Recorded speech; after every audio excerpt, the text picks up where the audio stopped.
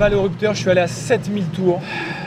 Cette fois-ci, je serai calme sur l'intro. 3 secondes 4 au 0 à 100. V8 4 litres 5 de 570 chevaux atmosphériques. Bonjour et bienvenue dans ce nouvel épisode d'Enquête. Enquête de la voiture parfaite, finalement, c'est ça l'objectif. Alors, spoiler alerte, je l'ai pas trouvé pour l'instant, je crois, mais là, à mon avis, on va pas être loin. J'ai eu l'immense chance de pouvoir avoir cette voiture plus d'une semaine, comme pour la E63S que j'ai essayé la dernière fois. J'ai eu la possibilité grâce à Auto Premium Chantilly, merci encore infiniment. N'hésitez pas à les soutenir sur les réseaux. Et donc pour ça, j'ai pu faire des retours vraiment précis sur une utilisation quotidienne, sur une utilisation plus poussée, et pas seulement sur une journée où on essaie de tout voir et tout comprendre en une journée. Et je vais vous expliquer en quoi cette 458 est peut-être, à mon sens, la meilleure voiture du monde.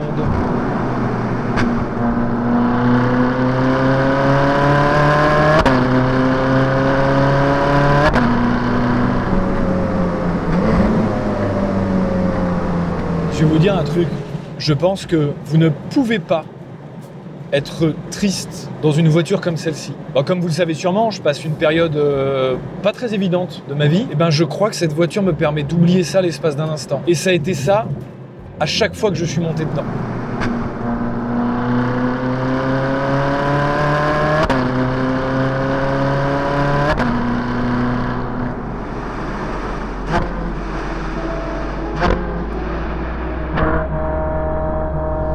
Pas quoi vous dire de plus. J'ai pas de cristaunement dans la bagnole, je vous jure. C'est vrai que ça arrive au début de l'essai, c'est bizarre, mais il faut que j'aille pisser. Voilà, désolé.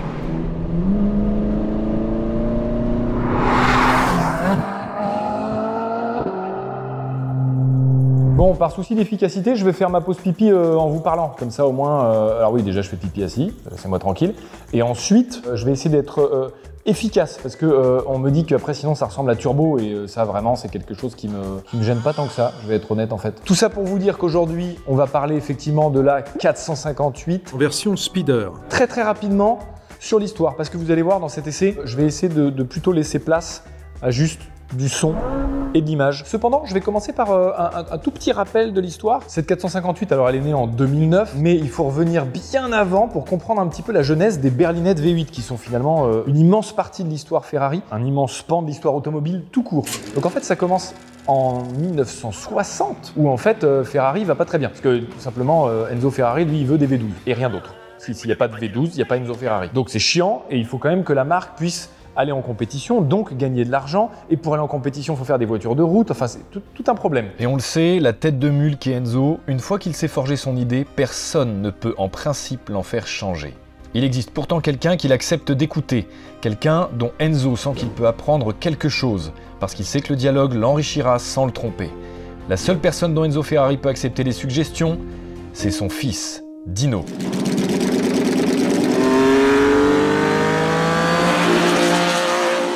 Et les dinos commencent à avoir du succès en course dans leur catégorie, ce qui plaît énormément à Enzo évidemment. C'est donc grâce à ça que les dinos continuent d'être exploités chez Ferrari et permettent donc de l'image grâce aux courses, mais aussi de la vente parce que plus accessible avec leurs 6 cylindres. La moitié d'un V12 finalement. Et déjà Pininfarina, le designer, le carrossier, prend part à la fabrication de carrosserie finalement pour ces dinos. Bon, mais par contre Pininfarina, les V6 c'était pas trop son d'aile non plus. Donc il y a en fait eu une dino V8 vers la fin des dinos. C'était la 308 GTB en 1975 et là Pininfarina se joint donc à l'aventure et crée ça.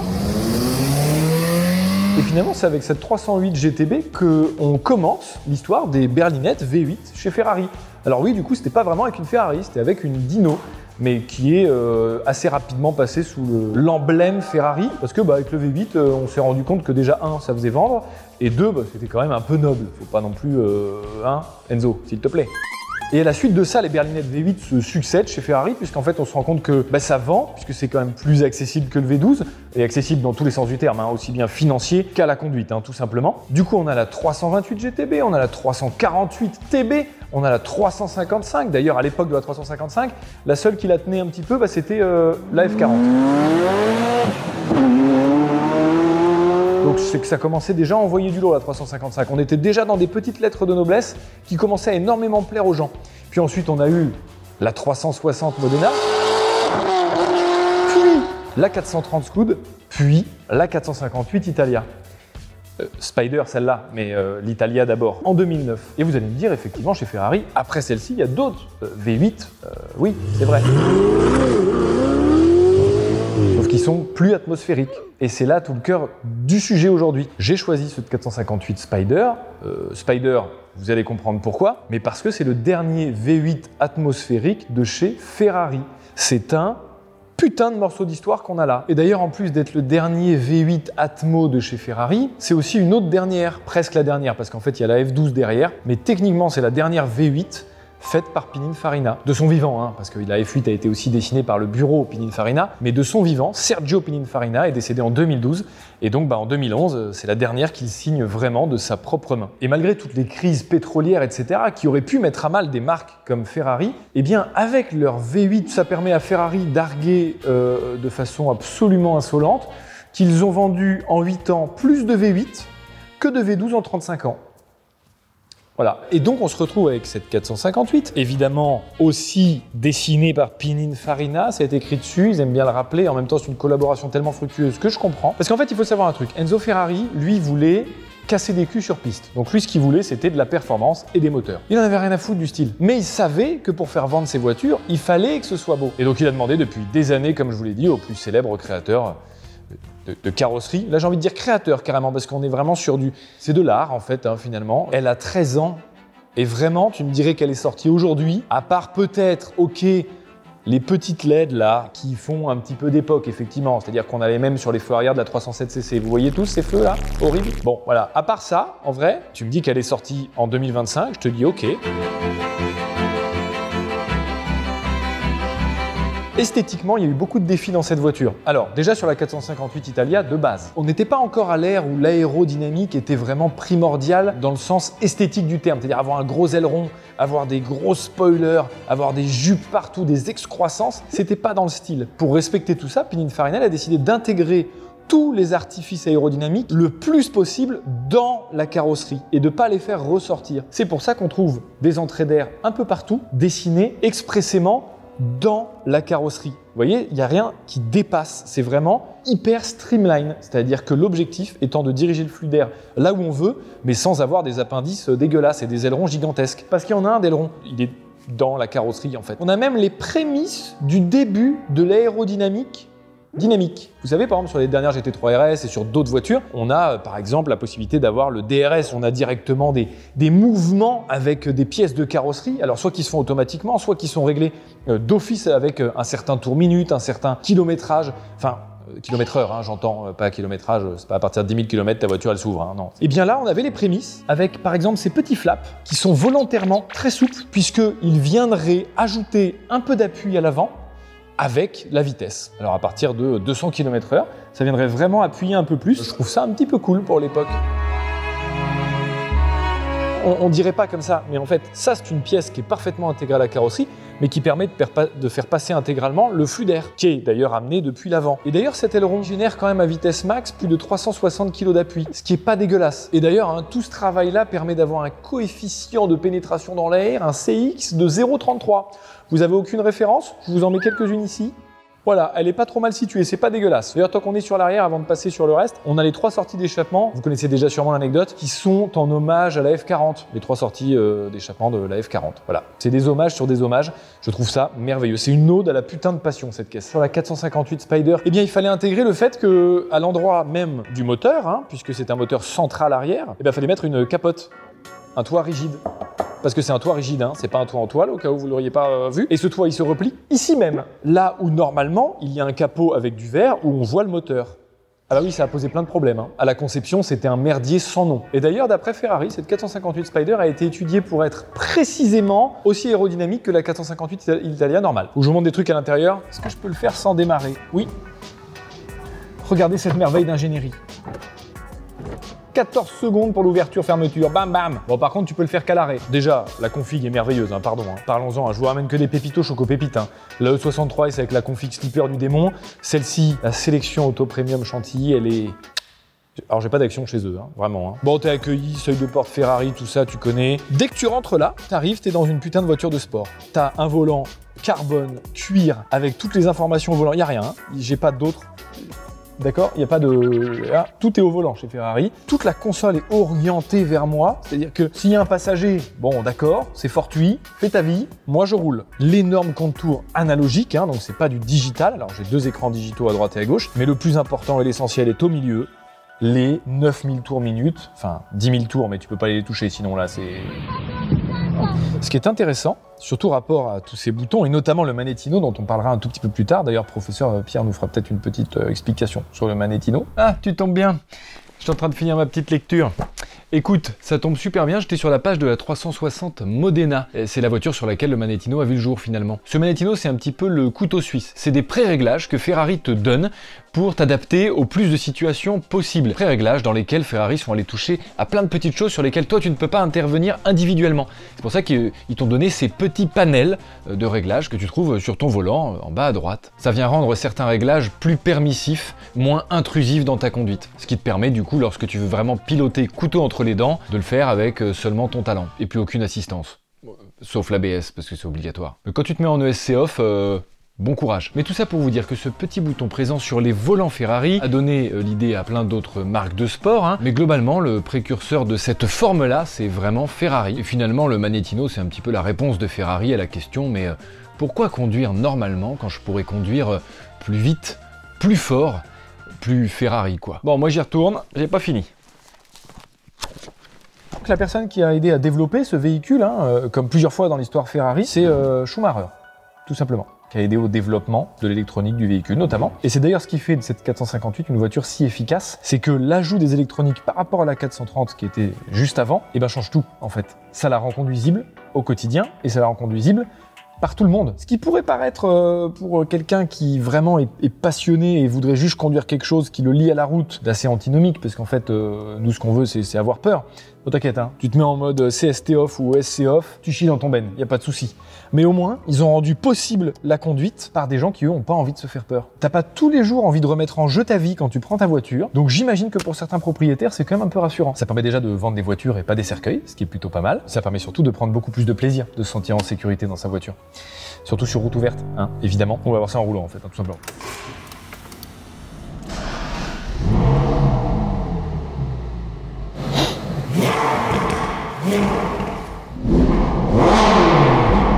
Il faut les rouler là, je vous le dis. Là, précisément là, j'ai beaucoup de choses à vous dire. On va démonter un peu un mythe. Les voitures passion peuvent être des voitures en boîte automatique.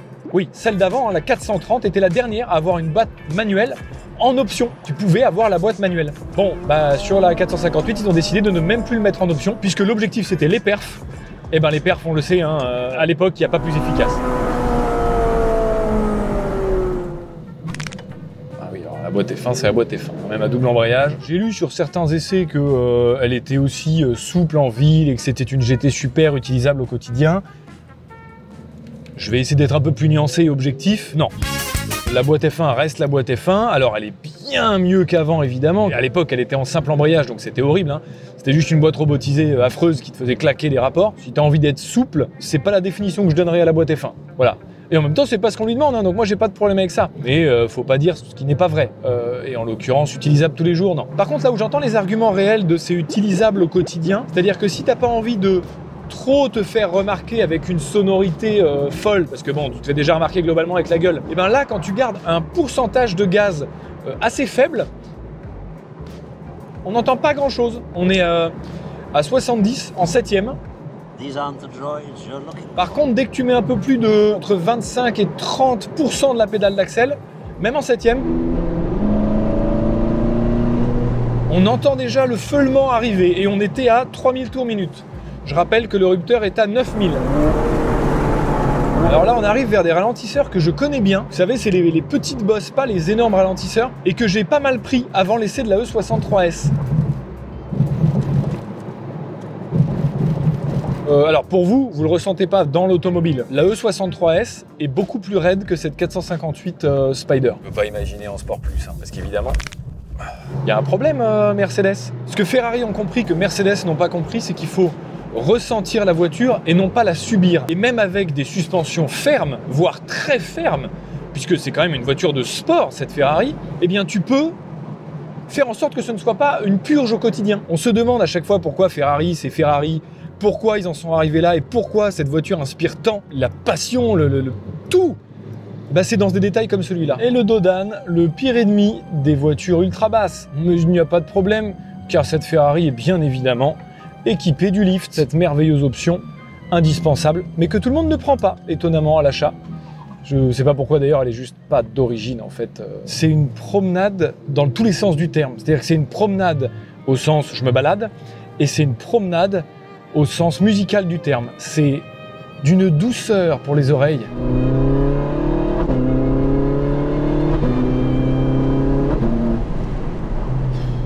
C'est bon, je suis inséré, je suis correctement inséré. D'ailleurs, à titre d'information, à l'époque, la 458 a dépassé un seuil fou pour un moteur atmosphérique, 127 chevaux par litre de cylindrée. À l'époque, il n'y avait que la S2000 qui avait sur un moteur atmosphérique cette merveilleuse caractéristique.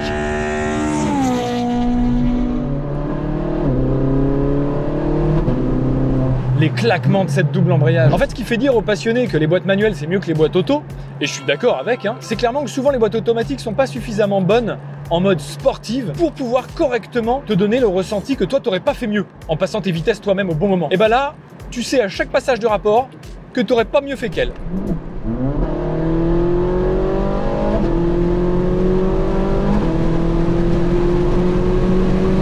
J'aurais pas mieux fait. Évidemment, devant toi, l'instrumentation de bord te permet de voir que tu es dans une putain de voiture de course. Déjà parce que ton essence descend à vue d'œil, alors que tu ne fais rien. La température des pneus avec une petite couleur, on se croirait dans Assetto Corsa carrément.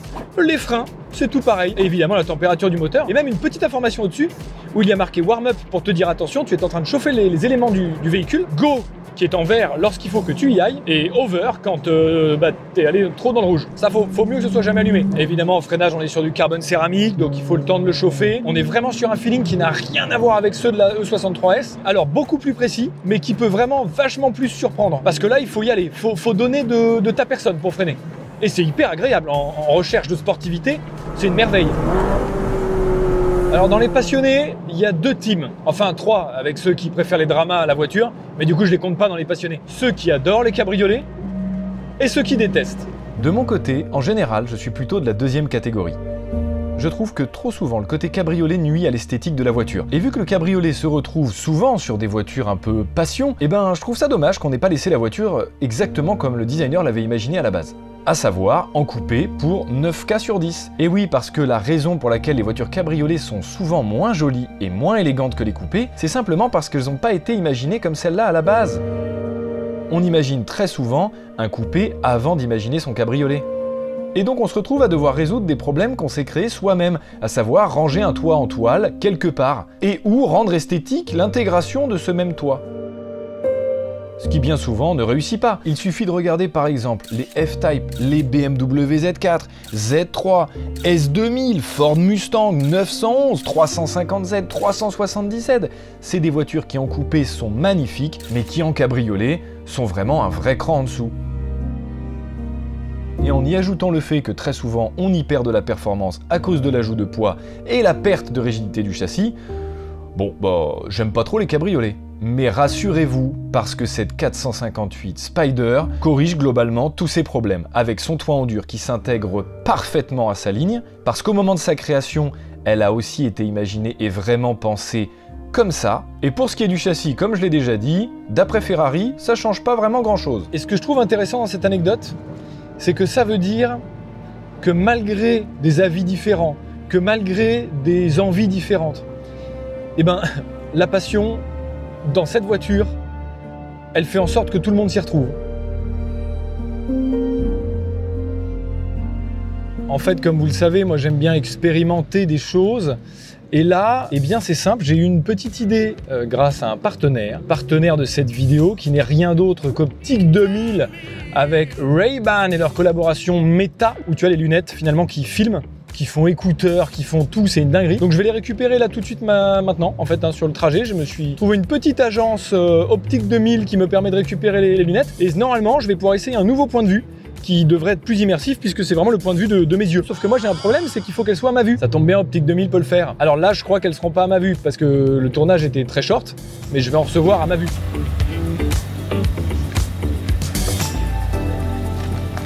Pardon, hein. Hop là.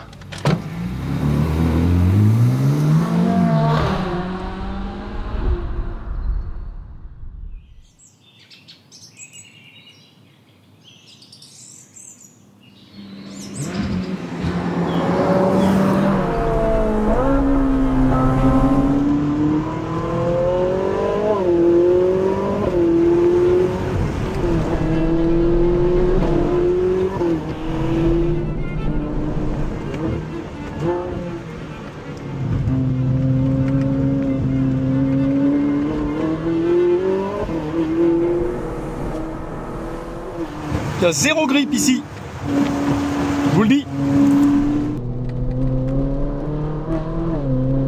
Ça, c'est Michael Schumacher qui prend la main. Alors c'est sûr, par rapport à plein de supercars actuels, 570 chevaux, ça paraît presque léger. Mais vraiment, avec ces 1480 kg, c'est-à-dire finalement pas tant que ça suffit amplement. T'es à ras du sol, plus l'effet cabriolet qui te rajoute du vent, plus le son dans les oreilles. Globalement, t'en as plein la gueule en permanence, donc t'as pas besoin de plus.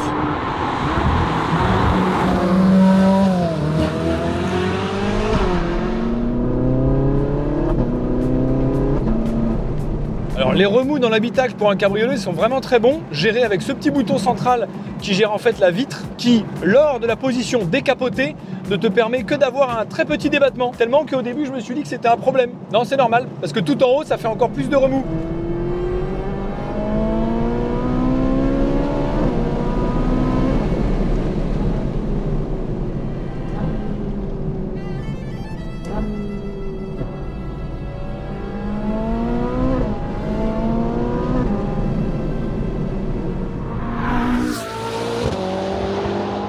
Tu ressens tout ce qui se passe dans ton cul, dans tes pieds, dans tes mains. Cette caisse, elle a vraiment tout ce qu'il faut. Je vais être honnête, cette voiture, ça fait une semaine que je la roule.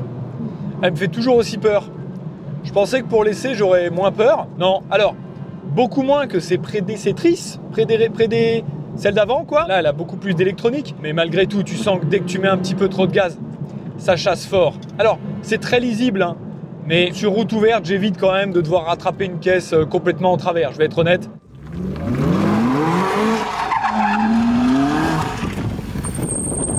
Et l'avantage du cabriolet, c'est que même sans dépasser aucune limite, tu peux profiter de ça là. Bon, et puis tant qu'à se reposer un petit peu, parce que mine de rien, cette voiture, elle demande un petit peu d'engagement, puisque vous savez que j'adore le cinéma, je peux vous parler de cinéma.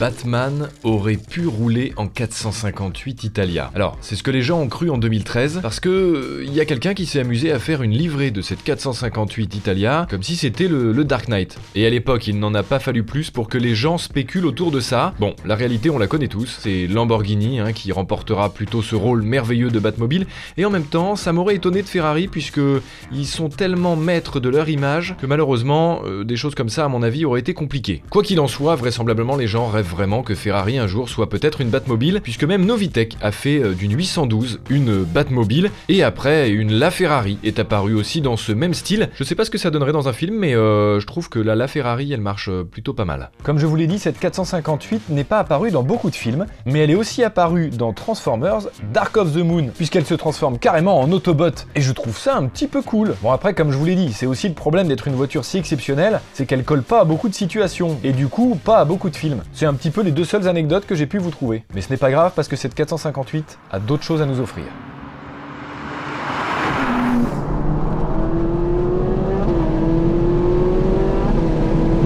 Je pourrais m'endormir avec ce ronron dans les oreilles, d'accord? Tellement il est parfaitement dosé. D'ailleurs, puisque la Spider est la Spider, et donc n'est pas la normale, la coupée, ils ont dû retravailler le son aussi.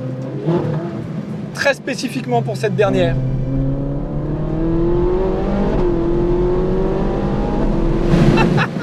Ce son, là, il est là, juste là, derrière, à l'ère où tout est artificiel, à l'ère où on fout des enceintes sous les châssis des bagnoles pour qu'elles fassent du bruit.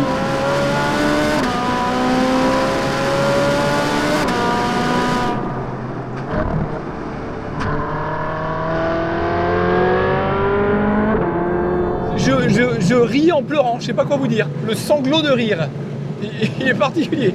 J'en prendrais bien une petite louchée.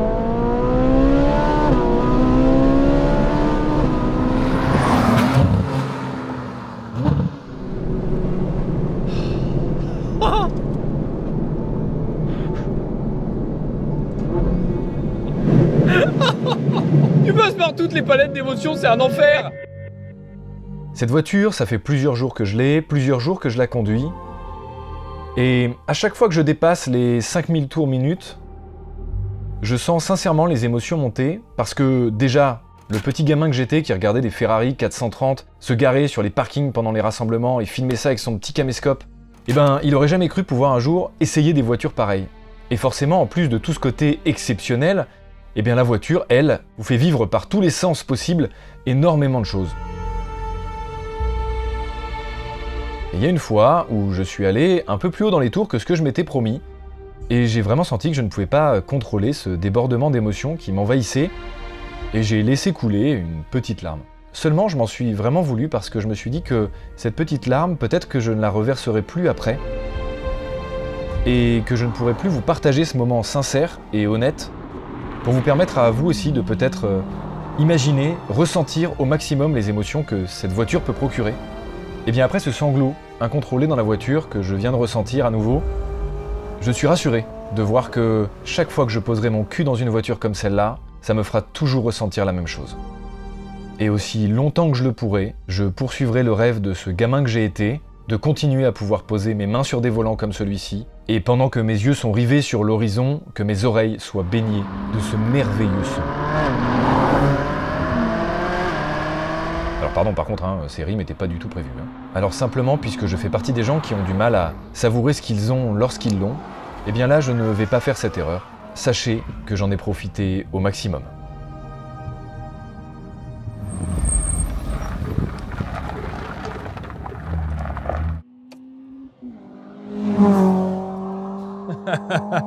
Cette fin de journée, même la journée en entier finalement, a été incroyable. En fait, on se rend pas compte parce que juste on se dit c'est une très belle voiture, c'est une voiture de luxe, super. Mais là, c'est autre chose qu'on regarde. C'est un putain de morceau d'histoire. Attention Lucas, ne pas mourir, car on a une spéciale de rallye en cours là.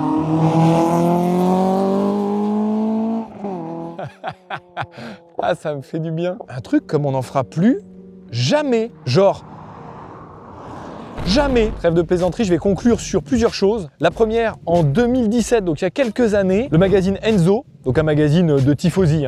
D'ailleurs, si vous ne le savez pas, le professeur va vous dire ce que c'est un tifosi. Ah bah oui, alors là, pas de problème. Je t'explique. Les tifosi, en fait, c'est les fans numéro uno de Ferrari. Faut les voir un petit peu comme les super-héros du milieu de l'automobile, sauf qu'à la place d'une cape, ils ont des t-shirts rouges avec marqué Ferrari dessus et ils hurlent des slogans à chaque virage. Tifosi, en fait, ça vient de tifo, qui veut dire fièvre en italien. Alors, je pense pas que ma prononciation soit correcte, mais en tout cas, ça veut dire fièvre, parce que là, clairement, on frise la maladie carrément au niveau de ces fans de la marque. Et pour les tifosi d'ailleurs, que Ferrari finisse premier ou dernier en course, eux ils hurleront toujours plus fort que les moteurs, parce que pour eux, Ferrari c'est Ferrari. Et la genèse des tifosi en fait est née à l'époque vraiment de la course automobile Ferrari, où c'était les premiers supporters de la Scuderia Ferrari, donc l'écurie Ferrari en course. Et ça les a pas lâchés, la marque. Et du coup maintenant on a appelé les fans Ferrari, même juste pas forcément de la course automobile, mais aussi des véhicules tout court, on a un petit peu dérivé le terme, et donc tifosi ça désigne vraiment tous les fans hardcore de la marque Ferrari. Oui, c'était simple en même temps. Ils l'ont d'ailleurs élu, ils étaient plusieurs milliers de votants et ils l'ont élu voiture la plus marquante de chez Ferrari. Et je comprends pourquoi. Et j'espère que vous aussi, à travers ce que j'ai pu vous montrer, j'espère que j'ai pu le montrer le mieux que j'ai pu. Et d'ailleurs, jolie transition pour remercier le partenaire du jour, à savoir Optique 2000. Si vous aussi vous voulez vous en procurer, eh bien n'hésitez pas, là je suis passé dans l'agence Optique 2000 à Clermont dans l'Oise.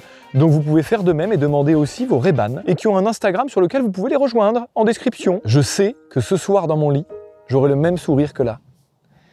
Alors un sourire de con du coup, parce que vraiment là je me rends bien compte que j'ai pas un sourire... Et que dans mon lit ce soir, je serai pareil, comme ça, à passer les vitesses comme ça au volant là, et puis je m'endormirai là-dessus. Je compterai plus les moutons, je compterai les rapports. Je me rends compte de la phrase hors contexte, je compterai les rapports de boîte. Est-il vraiment nécessaire de mettre les notes à cette voiture? Oui, on va le faire quand même car c'est la tradition. Les voici. Sur ce, je vous dis à très vite sur la chaîne. N'hésitez pas à vous abonner, n'hésitez pas à aller sur Instagram si vous le souhaitez, car il y a des posts, il y a des stories, il y a plein de choses en avance et même après, finalement, en inédit qui sortent. Je ne tiens plus pied. En fait, voilà, je suis resté assis trop longtemps dans cette voiture aujourd'hui, mais c'est jamais trop longtemps, parce que je sais qu'à un moment, je vais la rendre. Donc, j'en profite au max, quoi. Vraiment, j'étais obligé. Qu'est-ce qu'il fait, lui? Tu fais un joint de culasse? Du coup, je check un peu s'il me reste de l'huile. Oui. L'huile est là. J'ai ouvert le parafluie. Ouais. Et ça fait glou glou glou glou. Ah oui, elle était un petit peu chaude alors peut-être. Punto multijet pour suivre une féfé. Des bisous, je vous aime. Ciao.